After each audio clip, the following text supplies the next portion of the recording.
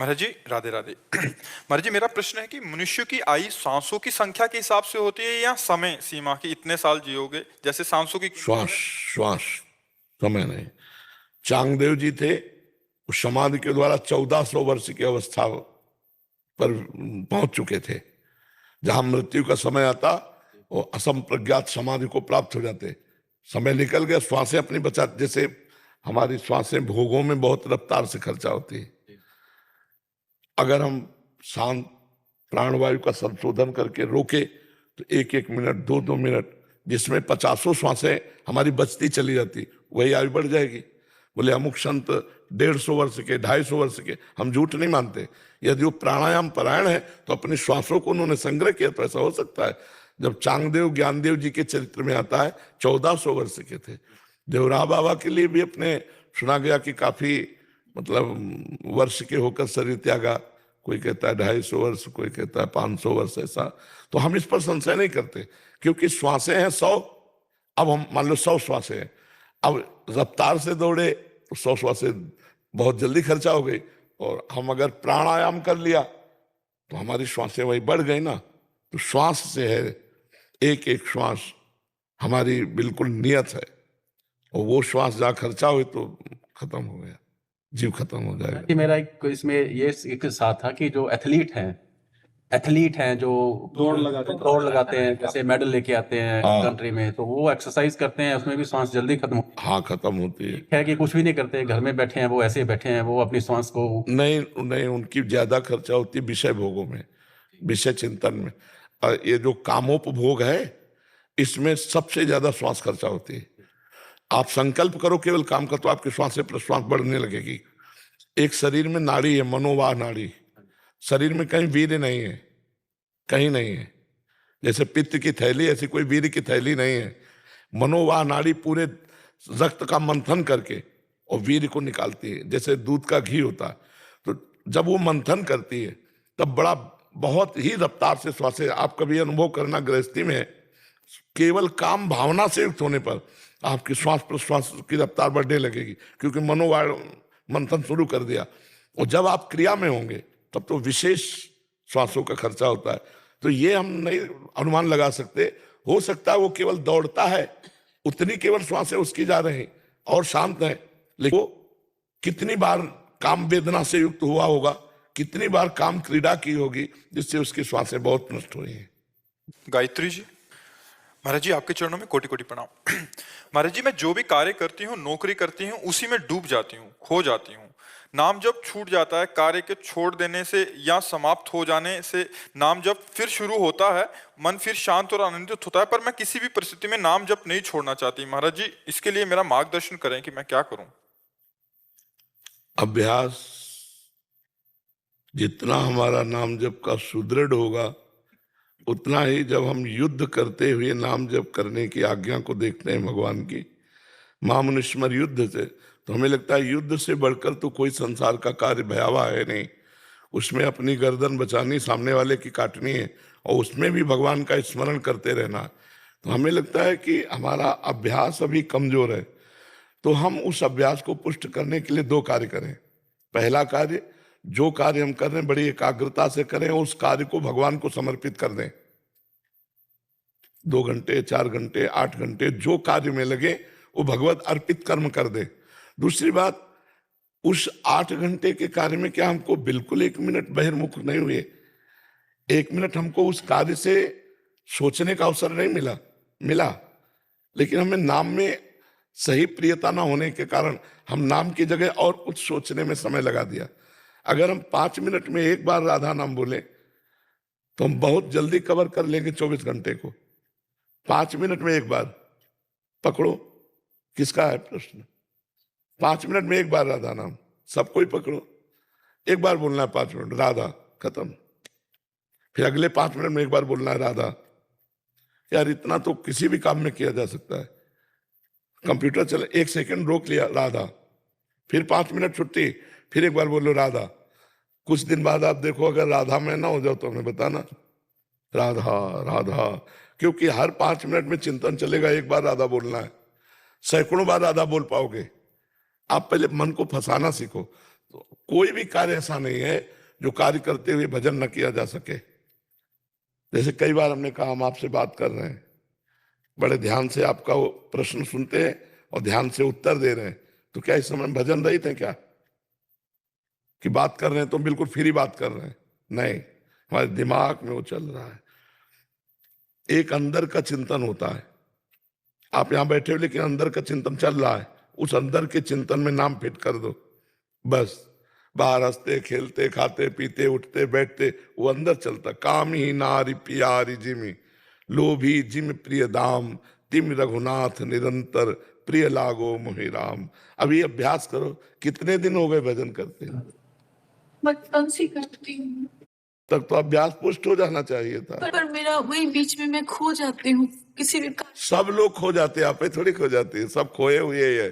कोई जगह हुआ है हर समय, नहीं तो बहुत सावधानी से अगर आप ये पीड़ा महसूस करें, तद विस्मरणेन परम व्याकुलते थी, भगवान का विस्मरण होने पर हृदय असहनीय हो जाए तो चलने लगेगा, फिर चलने लगेगा। हाँ, आप अभ्यास करो। पर बहुत धन्यवाद है कि आप भजन के लिए पीड़ा महसूस कर रहे, और महसूस करो। तद विस्मरणेन परम व्याकुलते थी, भगवान का विस्मरण होने पर हृदय व्याकुल हो जाए, हे नाथ मैं कैसे आपको भूल गई। तो अभ्यास योग युक्त न चेतसा नान्यगामिना, यदि हम अभ्यास ऐसा कर ले तो हमारा चित्त और नहीं जाएगा। भगवान का चिंतन करते हुए सब कार्य कर सकते हैं, सब कार्य कर सकते हैं। जब हम बात कर सकते हैं तो सब कार्य कर सकते हैं। जब अर्जुन जी युद्ध कर सकते हैं तो हम सब कार्य कर सकते हैं भगवान का चिंतन करते हुए। रौनक जी, सूरत गुजरात से। राधे राधे महाराज जी। राधे राधे महाराज जी। महाराज जी, आप कह रहे हैं कि पिछले 10 सालों से एक ऐसी सेवा कर रहे हैं जिसमें जरूरतमंद बच्चों को फौज में भर्ती के लिए फ्री शिक्षा देते हैं, ट्रेनिंग देते हैं। वो कभी कभी उद्दंडता करते हैं तो उनको मारना पड़ता है डंडे से, बाद में बहुत दुख होता है। महाराज जी, आप कहते हैं कि एक चींटी को भी मारने से हम पाप के भागी बनते हैं। नहीं, इसमें और अगर एकाग्रता पूर्वक एकांतिक सुने होते तो इसका उत्तर है कि जैसे गुरु अपने शिष्य को दंड दे सकता है उसकी दोष निवृत्ति के लिए, वो कोई राग द्वेष पूर्वक नहीं दिया जाता, हम उसको उन्नतिशील बनाने के लिए उसको शासन, जैसे आप तो है मान लो ऐसे, बिना शासन के कुछ नहीं हो सकता। ध्यान रखना, चाहे विद्याध्ययन हो, चाहे बेटा हो और चाहे चेला हो, शासन, और चाहे अपने ऊपर हो, शासन की आवश्यकता है। अगर आप इंद्रियों को छूट दे देंगे तो तुम्हें नष्ट कर देंगी।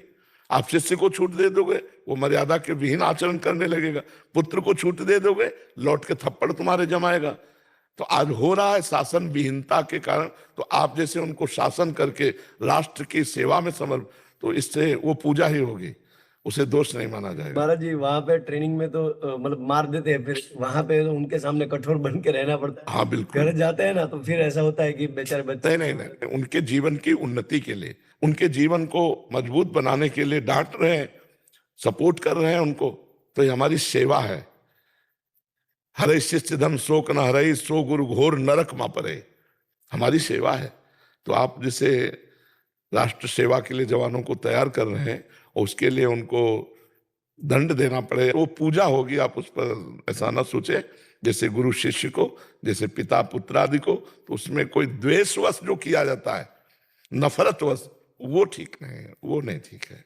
ये नफरत तो है नहीं ना, ये तो प्यार भरा एक शासन है जिससे आपको सुधर कर चलना होगा। जी।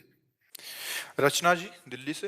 राधे राधे महाराज। राधे राधे महाराज जी। महाराज जी, जीवन मुक्त समझ आता है, भगवत प्राप्त भी समझ आता है, किंतु भगवत बोध संपन्न एवं भगवत प्राप्त महापुरुष में क्या अंतर है? भगवत बोध संपन्न एवं भगवत जो प्राप्त। तत्वबोधि संपन्न महापुरुष है वो सर्वत्र तत्व का दर्शन करेगा, लेकिन जो भगवत साक्षात्कार किए हुए, जैसे राम रूप का, तो जड़ चेतन जग जीव जत सकल राम में जाने, उसको सब में राम दिखाई देंगे। गोपियों को श्याम दिखाई देते हैं, लेकिन तत्व ज्ञानी को ब्रह्म तत्व नजर आता है, भगवत तत्व नजर आता है। वो रूप का नहीं, वो तत्व का होता है, समझ रहे? भगवत दर्शन साक्षात्कार और तत्व दर्शन में इतना अंतर है। जो विद्या विनय संपन्ने ब्राह्मणे गव्यहस्तिनी सुनी चो सुपाके चा पंडिता समदर्शिना, जो विद्या विनय संपन्न ब्राह्मण में, गाय में, हाथी में, कुत्ते में एक ही तत्व को देख रहा है, वो ज्ञानी है। प्रेमी सर्वत्र अपने प्रभु को देखता है। जैसे गोपिया नहीं कहने, जित देखो तित श्याममयी है, और गोस्वामी जी कह रहे सीए राम में सब जग जानी, ये भेद है। तत्व वो दर्शन करता है, ये रूप दर्शन करते। सब में प्रभु का रूप समाया, सब में उसी का रूप समाया। एक एक कण में जहां दृष्टि जाती है वहां अपने प्रभु को देखता है। समझ पा रहे हैं आप? हाँ जी, जो भगवत प्राप्त हमें ऐसा लगता था जिनको ऑलरेडी साक्षात्कार हो चुका है प्रभु का साक्षात, और भगवत बोध संपन्न जिनको जैसे हमने कहानियों में या ग्रंथों में पढ़ा है जिसमें ऊपर से प्रकाश या आकाशवाणी हुई। ये कोई फिल्मी स्टाइल नहीं है, ये तस्मात् शास्त्रम प्रमाणम थे, शास्त्रीय प्रमाण होना चाहिए। भगवत तत्व दर्शन वेदांत दर्शन के अनुसार होता है, और ये भक्ति के अनुसार भगवत साक्षात्कार होता है। सब अपने हृदय में भी प्रभु का दर्शन, सब में भगवान का दर्शन होता है। समझ पा रहे हैं आप? ये साकार भगवान के दर्शन की बात है, भगवत साक्षात्कार। और तत्वबोध वो निराकार तत्व की बात है, वो सर्वत्र व्याप्त है बिजली की तरह, उसका कोई नाम नहीं, कोई रूप नहीं, सर्वत्र एक ही तत्व है, और इनका नाम है और रूप है। बोले मेरे राम जी सब में विराजमान, मेरे श्याम जी सब में विराजमान है, घनश्याम जी सब में विराजमान। समझ रहे ना आप? तत्व वही है, बात एक ही है, लेकिन एक निराकार तत्व का दर्शन सर्वत्र करता है और एक साकार प्रभु का दर्शन करता है। तो उसे कहा गया भगवत साक्षात्कार, उसे कहा गया तत्वबोध। तत्वबोध मोक्ष पदवी, भगवत साक्षात्कार प्रेम पदवी। अपने प्रीतम के रूप में रूप छके घूमत रहे, तन को तनिक न भान, नारायण दृग जल बहे यह प्रेम पहचान। प्रभु की रूप माधुरी चिंतन में, और वो तत्व चिंतन में। सर्वत्र एक ही तत्व है, शांत हो गया। महाराज जी एक ही महापुरुष को दोनों अनुभव हो सकते हैं? नहीं, एक समय में नहीं हो सकते। अब वो जैसे तत्वबोध हो गया, अब अगर वो चाहे तो वो प्रेम मार्ग में जा सकता है, चाहे, पर चाह मिट्टी तभी तो तत्वबोध हुआ, तो चाह होती नहीं। अब ऐसे स्वाभाविक भगवान कोई रूप का आकर्षण कर दे, जैसे मधुसूदन सरस्वती जी तत्वबोध में स्थित महापुरुष है, और भगवान जी मुरली मनोहर ने अपना रूप दिखाया तो कहने लगे वंशी विभूषित करा नव नीरदाभात पीताम्बरा दरुण बिंफला दरुष्टात पूर्णेन्द्र सुंदर मुखाद दरविंद नेत्रात कृष्णात परम किमपि तत्व महम न जाने। कृष्ण से भी कोई बढ़कर तत्व है ऐसा मैं नहीं जानता। और पहले तत्वबोध में थे तो तत्व बताया ना कि कृष्ण से बढ़कर कोई तत्व है, मैं ऐसा नहीं जानता। अब उनके चित्त को श्री कृष्ण रूप ने आकर्षित कर लिया। महाराज जी तत्व का पूरा ज्ञान तो हाँ, पूरा तत्व का ज्ञान तो रहता है। महाराज जी जैसे आप बनारस में थे तो वहाँ बोध और ज्ञान दोनों हुआ महाराज जी। अब आप ये वाले क्षेत्र में अपने पूर्णता हासिल किए तो वो अनुभव तो है ही महाराज जी। पर हमें ज्यादा परेशानी इसलिए नहीं पड़ी कि हम भगवान शिव के साकार रूप की भी उपासना में रुचि रखते थे। हम केवल निराकार तत्व में नहीं रखते थे, भगवान शंकर के रूप में। तो रूप में आने में हमें ज्यादा परेशानी नहीं पड़ी। नहीं, एकदम शुष्क हृदय होता है, जो ज्ञानी का हृदय होता है उसमें करुणा मैत्री नहीं होती, करुणा और मैत्री नहीं होती। ये उपासना का रंग होता है महाराज जी। हाँ, क्योंकि करुणा किस पर करे, मैत्री किससे करे? अपने जगह कोई है नहीं तो किससे करुणा मैत्री करे? ये सब वृत्तियां नहीं रहती, ये प्रेमी में रहती। करुणा मैत्री ये सब मिलती है। अद्वेष्टा सर्वभूतानाम मैत्रा करुण एवच निर्ममो निरहंकारा सम दुखा सुखा सभी। जो किसी भी प्राणी में कोई दोष दर्शन नहीं करता या सब में एक ही भगवान को देखता है, सबसे मित्रता और करुणा का व्यवहार करता है। मित्रता का व्यवहार करता है पर ममता नहीं है, करुणा का व्यवहार करता है पर अहंकार नहीं है। निर्ममो निरहंकारा, और जो सुख दुख में समान भाव वाला है और क्षमावान है, भगवान कह रहे मुझे बहुत प्रिय है ऐसा महापुरुष। पर ये बहुत कठिन बातें कहे, प्रवचन कर लेना अलग बात है, स्थिति आना बहुत कठिन बात आती है। वो केवल भजन से आती है, गुरुजनों के चरणों का आश्रय, रात दिन भजन, तो स्थितियां बनती जाती है। महाराज 3 तरीके से हम लोग भगवान के दर्शन कर सकते हैं। जैसे एक तो सब में हमने भगवत भाव किया, इनमें भी भगवान है, सब में भाव करना अलग बात, तो भगवत साक्षात्कार करना अलग बात है। तो भगवत साक्षात्कार जब होता है तो उनकी कांति आप 2 शब्दों में कुछ एक्सप्लेन करेंगे कि पहले शब्द में कहते हैं निर्वचनीयम। 2 शब्द तो हो ही नहीं सकते, पहला ही शब्द है अनिर्वचनीयम। अनुभव गम्य भजय जय संता, क्या आता है? अनुभव। वो सिर्फ अनुभव का स्वरूप है। जो भी वर्णन किया जाता है वो बाहरी बात होती है। जैसे हमने कहा हमारे प्रभु की नवीन जलधर कांति, तो क्या नवीन मेघ की कांति जो प्राकृतिक बादल है वो चिदानंदमय कांति से जोड़ा जा सकता है क्या? जैसे वर्णन आया राम जी का रूप कैसा, बोले केकी कंठाव नीलम, जैसे मोर के गले की कांति। तो क्या मोर के गले की कांति देख ली तो राम जी की कांति देख ली क्या? नहीं, राम जी का चिदानंद रूप है।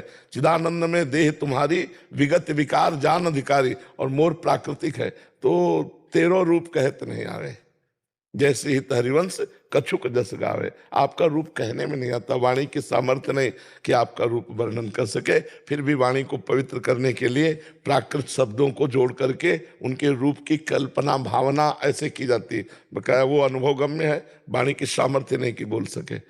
बोले कैसे भगवान के नेत्र हैं? कमल दल। तो क्या कमल दल को देख लिया तो भगवान के नेत्र देख लिए? प्रियाजू के नेत्र कैसे हैं? बोले खंजन मीन मृगज मद में तत् कहा कहो नैनन की बातें।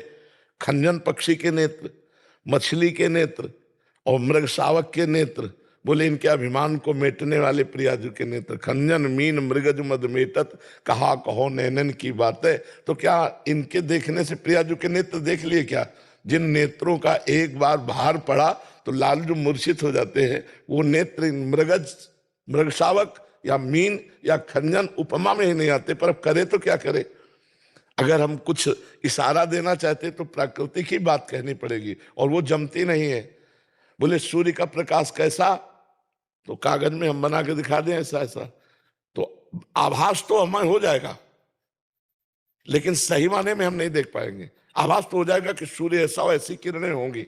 जैसे बिजली है, एक बिजली की कांति अगर हम कागज में उतारे तो आभास तो दिला सकते हैं कि बादल में बिजली ऐसी होती है, लेकिन क्या वो बिजली की कांति वास्तविक आ पाई? क्या नहीं आ पाई ना।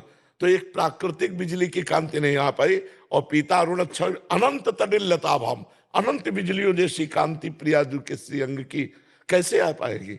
हम कह रहे हैं जैसे हम सूर्य को दर्शाना चाहें तो कागज में उसी रंग से रंग कर, जैसे सूर्य की कांति, तो हमें आभास हो जाएगा कि सूर्य ऐसा होता है, आभास हो जाएगा, और हम कल्पना कर सकते हैं, कल्पना कर सकते हैं ना, भावना कर सकते हैं। ऐसे ही जितने चित्र है भगवान की भावना है। भगवान का जो स्वरूप है नेति नेति कह के वेद वर्णन करते हैं। कोई ऐसा है पूरा नहीं कह सकता, वो केवल अनुभवगम्य। और जिनके हृदय में आया तो वो कह रहे हैं कि नैनन के रसना नहीं, नेत्रों ने देखा, पर नेत्रों में अगर वाणी होती तो ज्यों का त्यों बोलना चाहते, और वाणी के नैना नहीं। अब वाणी बोलना चाहती पर देखा नहीं, जो बोला वो देखा नहीं, और जो देखा वो बोला नहीं। तो बड़ा अंतराय इसी में हो गया। और बोले जो हृदय में वो मुख में लाते लाते बिल्कुल अधूरा रह जाता है, कैसे वर्णन करूं? तो अनिर्वचनीय भगवत स्वरूपम, अनिर्वचनीय प्रेम स्वरूपम।